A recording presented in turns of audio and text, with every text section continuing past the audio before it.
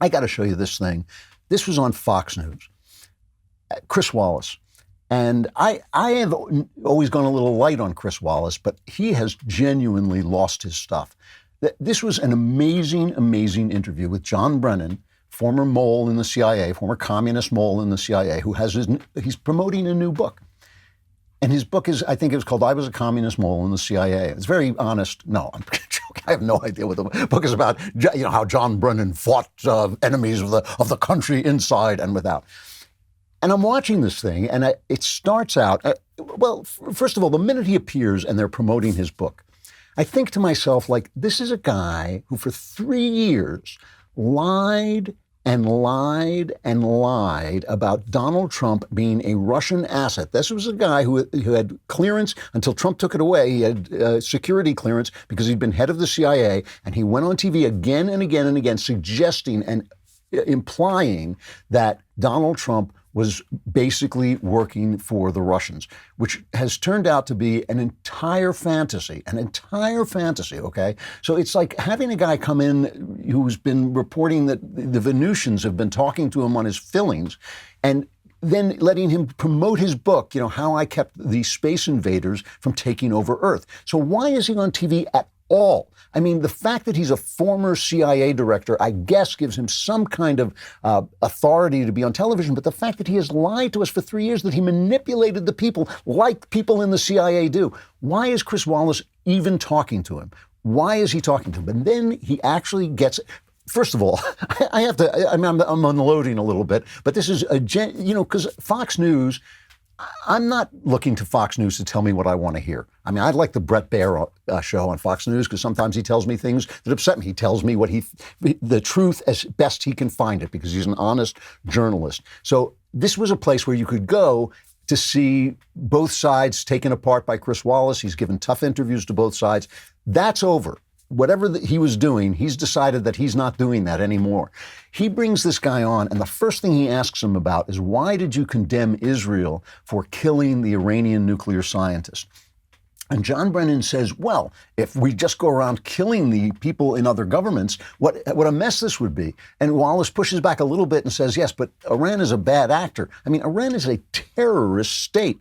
And he said, well, you know, Iran is a multi, there are various people in the Iranian government. But no, there aren't. I mean, there just aren't. It's a terrorist state. And for Israel, a free nation, to attack that state with assassinations is perfectly legitimate. And, this is a guy who actually supports our enemies. I said this before, why does John Brennan support our enemies? It's the same as asking why Dracula supports vampires.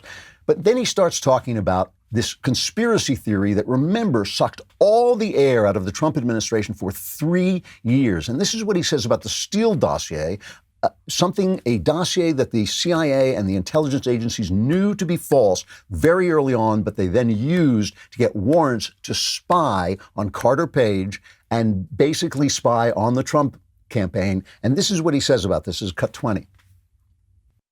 As we have said previously, the Steele dossier was not used in any way to undergird the judgments that came out of the intelligence community assessment about the Russian actions in the 2016 election. And so the Steele dossier was something that I never, looked at from a standpoint of credibility, because it wasn't something that the CIA had acquired. And so I think, people point to the Steele dossier as this, reason why the whole thing was a hoax. No, there was so much other evidence and intelligence to support those judgments. Now, I'm sure you were listening hard for the moment when Chris Wallace says, no, we actually have proof that the Steele dossier was used to get warrants to spy on the Trump administration. I didn't hear it either because it never happened. He didn't push back against them. But it doesn't matter because there was no spying on the Trump administration. This is cut 19. Looking back at 2016, were there some mistakes made in terms of the FISA applications, other types of things? Yes, apparently there were. But that doesn't mean that there was criminal intent. And there was no spying on Donald Trump's campaign. And it's very clear from Robert Mueller's investigation that there were a lot of activities that I think were very unprincipled, unethical. And it'll be up to individuals in the future to determine whether or not there was any criminal activity that took place during that time. So, again, you were listening for that Chris Wallace, that famous thing that Wallace does where he interrupts people and pushes back at them, and you're waiting. I know you were holding your breath. Keep holding your breath for that until you pass out, because you will never, ever hear it. And at the same time, this is Chris Wallace with Alex Azar, the Health and Human Services guy.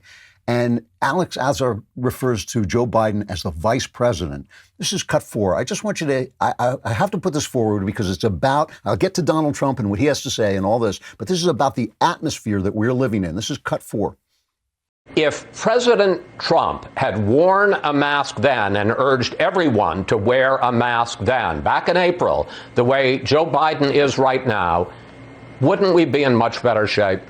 Well, Chris, I welcome Vice President Biden to the club. Since the middle of April, the president's guidelines for reopening have called for wearing masks. He's the president-elect, sir. The president has called the president has called masks patriotic acts. Every one of his top advisors, we are out there saying, wear your masks. We talk about the data. You know, Chris, at 1 meter, if 2 people wear the mask, it can reduce viral transmission by 72%, protecting both the source and the recipient. We've got the data. Masks work. We encourage people, please wear a mask when you can't engage in social distancing. But first of all, it's the president-elect Joe Biden, Secretary Azar.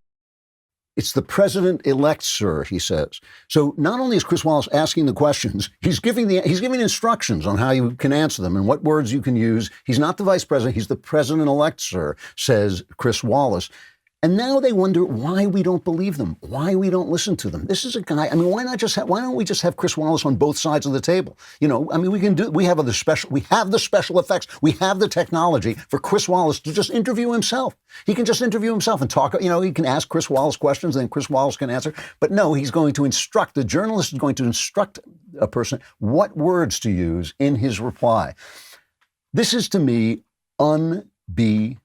It is unbelievable that this is the state of journalism in the country, and then people don't understand why we're not listening to them. Why does Donald Trump have so much power? Why does he have so much influence?